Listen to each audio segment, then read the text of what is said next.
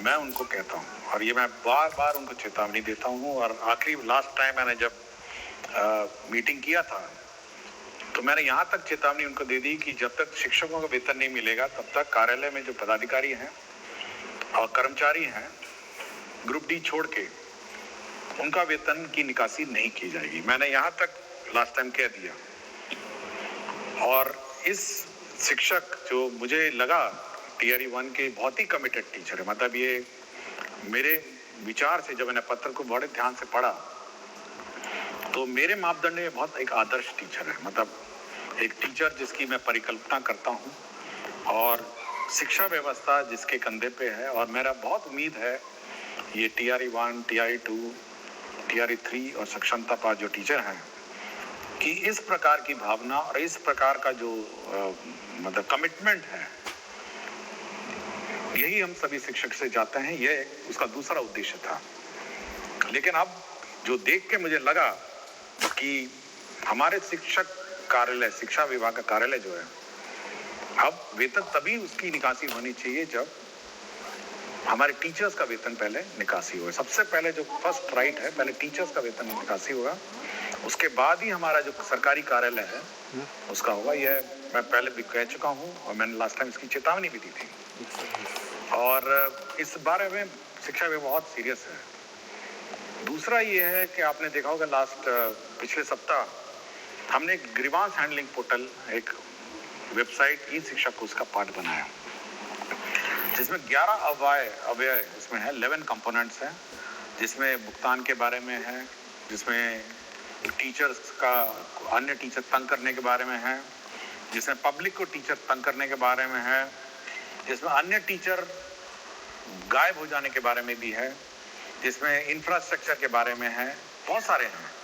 और इसको मैं रोज सुबह और शाम देखता हूँ। और यह निश्चित रही है, मैं सभी टीचर जो भी शिकायत उसमें है, और बिल्कुल यही शिकायत थी इसमें। जब मैंने खोला कि कितना पेमेंट पेंडिंग है तो बड़ा दुख हुआ मुझे कि मातृत्व अवकाश 1 साल पहले लिया था, अभी तक वेतन नहीं मिला उस पीरियड का। छुट्टी लिया, उसका वेतन नहीं मिला। तो मुझे बड़ा खराब लगा जब मैंने लंबित वेतन और सैलरी और अरियर का जो कंपोनेंट देखा।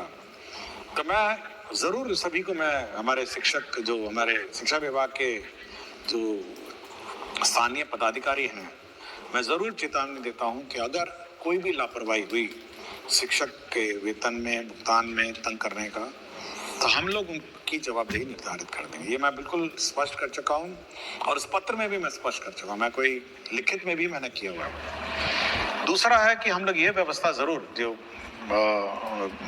मांगा गया है कि सभी चीज़ें ऑनलाइन हो। आपके अवकाश है ऑनलाइन होगा, आपका सीएल होगा ऑनलाइन होगा, आपका मातृत्व अवकाश होगा ऑनलाइन होगा। और जहाँ तक का ये आवेदन पत्र हैं, जैसे इन्होंने मेंशन किया है, अर्न लीव है, मेडिकल लीव है, मातृत्व अवकाश है, वेतन भुगतान का बकाया है, ये सभी अब हम लोग ऑनलाइन ही करेंगे। मतलब अब ये जो कार्यालय में कागज जमा करना, फिर लोकल जो स्थानीय क्लर्क के बारे में विलम्ब करना, ये बड़ी सीख है। मैं बहुत प्रभावित हुआ इस पत्र के बारे में। शिक्षक ने अपना नाम नहीं बताया, उसने केवल ये लिखा है, एक शिक्षक बीपीएससी टीआरई 1। तो मैं बहुत प्रभावित हुआ इस पत्र से। और ये मैं अपने ऑफिसर्स को कहूँगा कि ये सभी जो कमेंट्स और जो सुझाव दिए गए हैं तो इस पर अमल करें और यह सुनिश्चित करें कि जो टीचर्स हैं वो ज़्यादा से ज़्यादा समय अपने विद्यालय में बिताएं। और साथ ही साथ इस बार आपको याद होगा कि हम लोगों ने मध्याह्न भोजन में भी हम लोगों ने प्रधान अध्यापक को अलग करने का निर्णय लेते हुए लोगों ने पायलट प्रोजेक्ट मध्याह्न भोजन का चालू किया है।